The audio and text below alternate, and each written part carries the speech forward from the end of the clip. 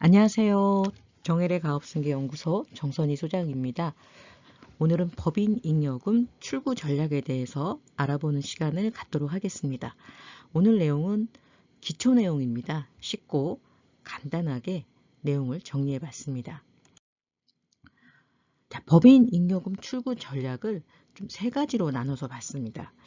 자, 법인에서 쌓여진 잉여금이 나올 때 다양한 방법이 있는데 오늘은 좀 그 출구 전략을 받는 사람의 기준으로 세 가지로 나눠봤습니다.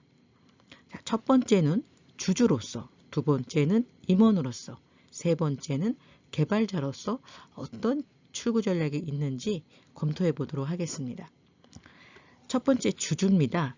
주주는 주식회사의 주인이죠. 투자자. 당연히 투자를 했으니까 이익에 대해서 가져갈 권리가 있죠. 자, 주주는 이익을 실현할 수 있는 방법이 여러 가지가 있겠지만 대표적인 게 바로 배당입니다. 배당은 주주들에게 지분별로 받을 수 있는 균등 배당이 있고요. 지분과 상이하게 받는 차등 배당이 있습니다. 작년까지는 차등 배당을 하더라도 그 초과 배당분에 대해서 배당소득세와 증여세 두 가지를 비교해서 높은 거를 냈었는데 올해부터는 배당소득세는 당연히 내고요. 그리고 초과로 더 받은 부분에 대해서 증여세를 납부를 하게 돼 있죠. 물론 작년까지 세금이 한 가지였는데 이제 두 가지를 납부하다 보니까 세 부담은 올라갔습니다. 그리고 절세 효과도 좀 떨어졌습니다. 그러나 소득 분산 차원에 따른 세율의 낮아짐으로 해서 절감되는 세금, 쉽게 말해서 대표님이 1억을 받는 거하고 대표님이 5천만 원 그리고 가족이 5천만 원 받을 때는 세 구간 자체가 달라지죠. 이런 부분에서 소득 분산에 따른 절세 효과는 아직도 유효합니다. 자, 두 번째는 주주로서 이 주식을 팔 수가 있죠. 또 소각할 수도 있어요. 감자할 수도 있고. 어쨌든 똑같습니다. 내 주식을 없앰으로 해서 당연히 그 대가를 받아야겠죠. 자, 그런데 이 주식은 크게는 두 가지로 나눌 수 있어요. 사람한테 파느냐, 법인한테 파느냐. 자, 사람 간에 팔면은 양도가 되겠죠. 뭐 증여를 할 수도 있고요. 그런데 팔아야 돈이 되겠죠. 이거는 법인의 출구 전략이라기보다도 그냥 주주로서 이익 실현이 되겠죠. 그런데 다른 사람한테 팔았을 때는 한 가지 주의하셔야 될 게 있어요. 주주는 투자를 해서 수익도 받는 사람이지만 주인이잖아요. 그래서 주권이라는 것은 의결권도 같이 대부분 있습니다. 보통 주식의 경우에는. 그러면 주식을 판다는 거는 의결권도 같이 파는 거예요. 비상장 회사에서 주식의 거래가 활발하지 않은 이유는 이런 이유 때문이죠. 그런데 2012년부터 우리 비상장 회사에도 회사 자체가 주식을 살 수 있는 자기 주식 취득이 허용이 됐습니다. 다시 말해서 제가 정혜래 가업승계 연구소라는 주식회사가 있다면 이 주식회사 법인이 정혜래 가업승계 연구소 주식을 저한테 사갈 수 있어요. 사가게 되면 법인에서 돈이 나오고 주주인 저는 이익을 실현하겠죠. 단 주의하셔야 될 것은 법인이 주식을 살 때는 법인에 뭔가 이익이 될 거라는 판단하에 사야 돼요. 대표이사가 가지급금이 많으니까 이 주식을 좀 사줘야겠네? 이거 제대로 된 자사주 목적일까요? 그렇지 않습니다. 자사주 목적은 철저하게 법인 입장에서 수익이 되는, 이익이 되는 행위가 됐을 때 인정을 받을 수 있겠죠.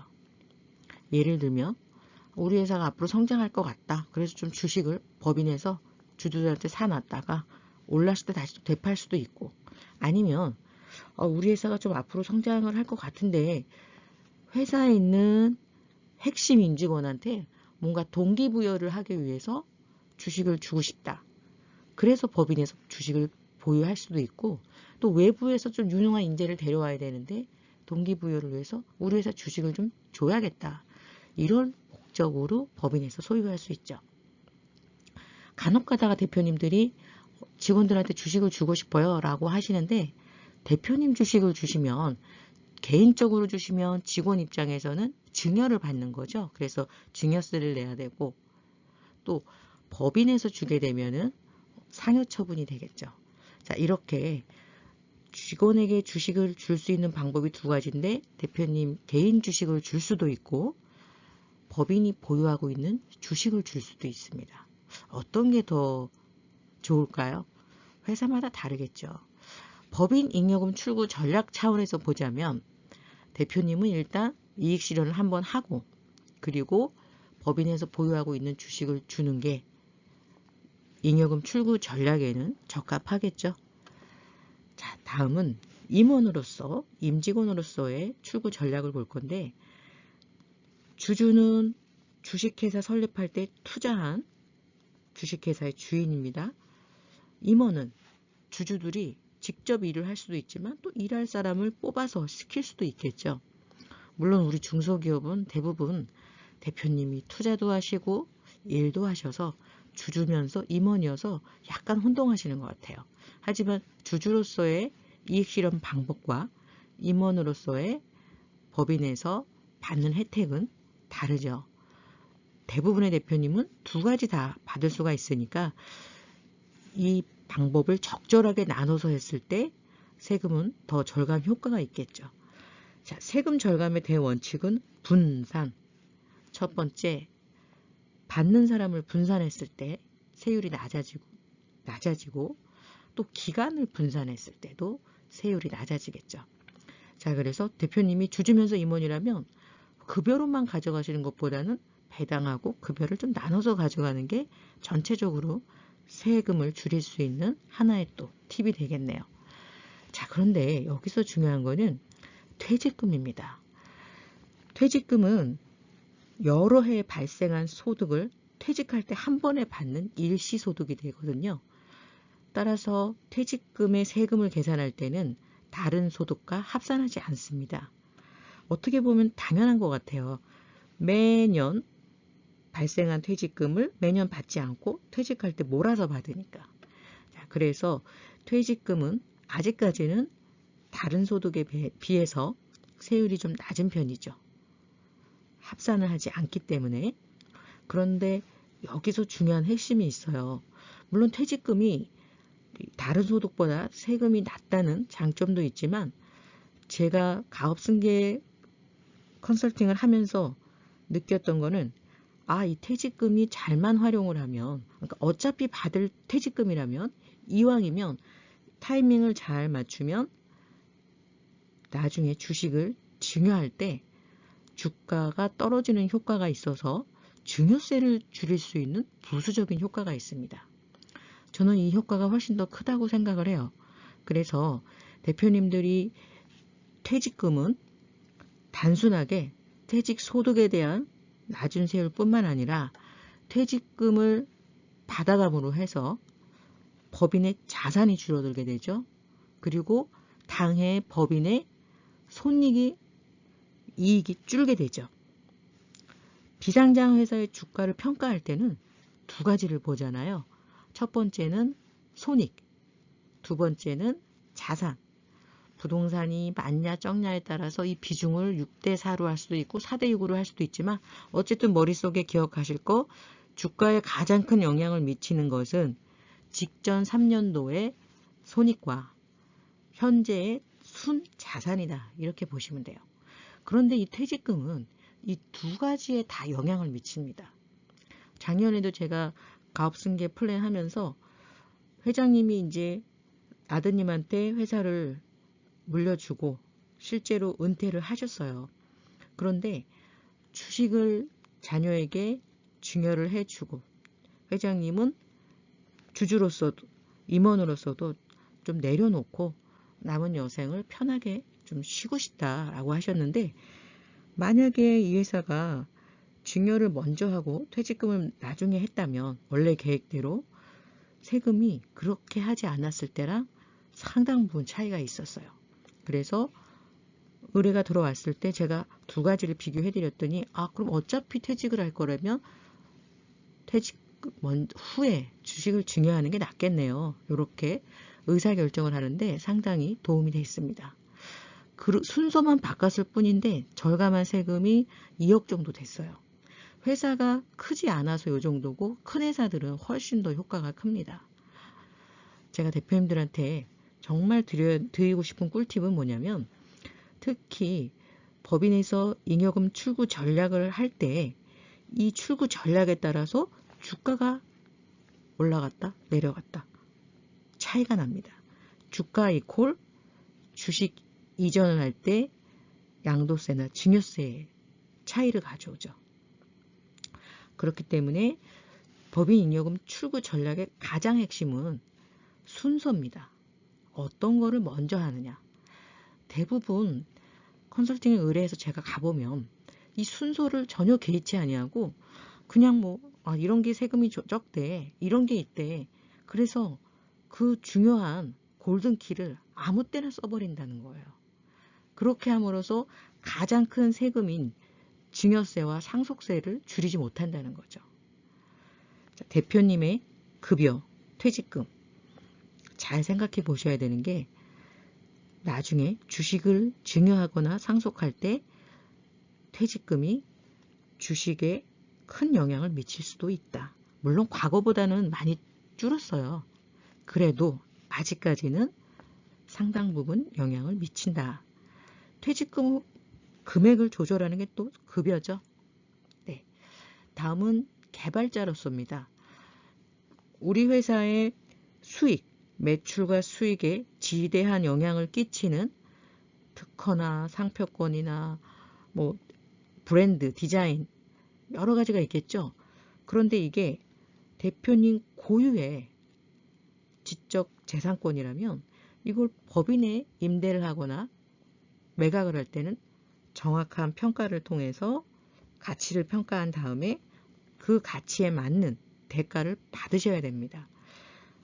예를 들어서 이 핵심 기술을 다른 사람이 갖고 있다? 공짜로 가져올 수 있나요? 그렇지 않죠. 당연히 대가를 법인은 치러야 돼요.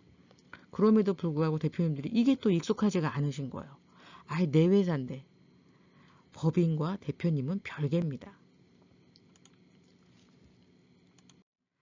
그래서 엑싯 전략 중에서 가장 중요한 거는요, 방향 설정 그리고 전략이에요.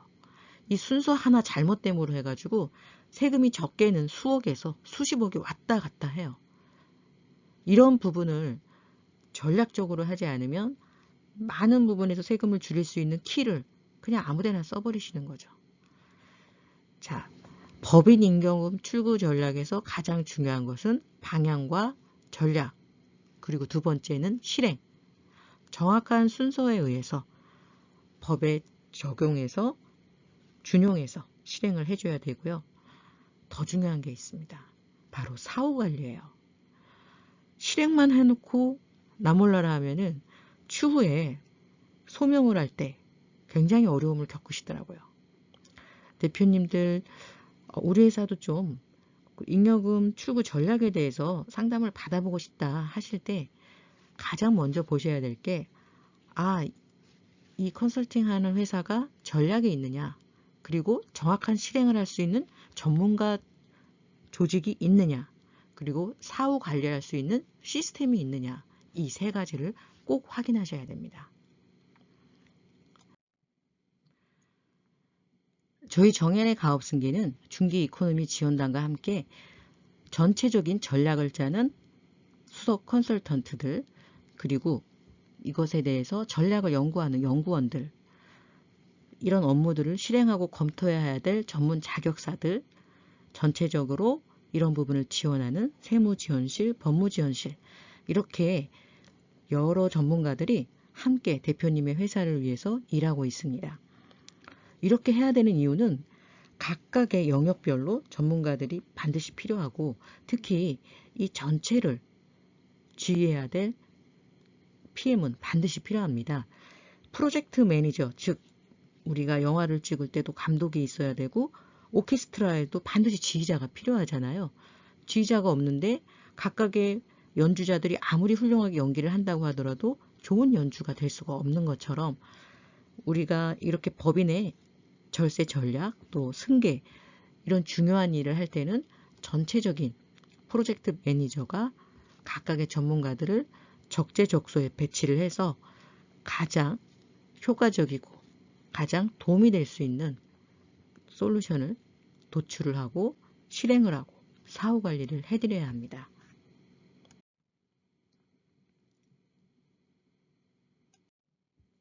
정혜림 아홉승계는 기업 돌보미부터 기업 알림이까지 기업에 꼭 필요한 서비스를 제공하고 있고요.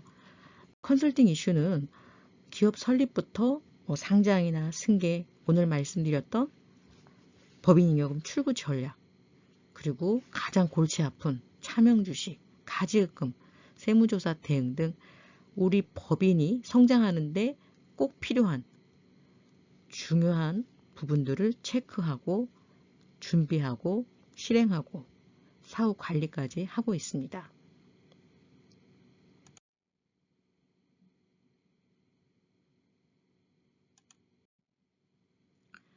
오늘 법인잉여금 출구 전략에 대해서 말씀드렸습니다.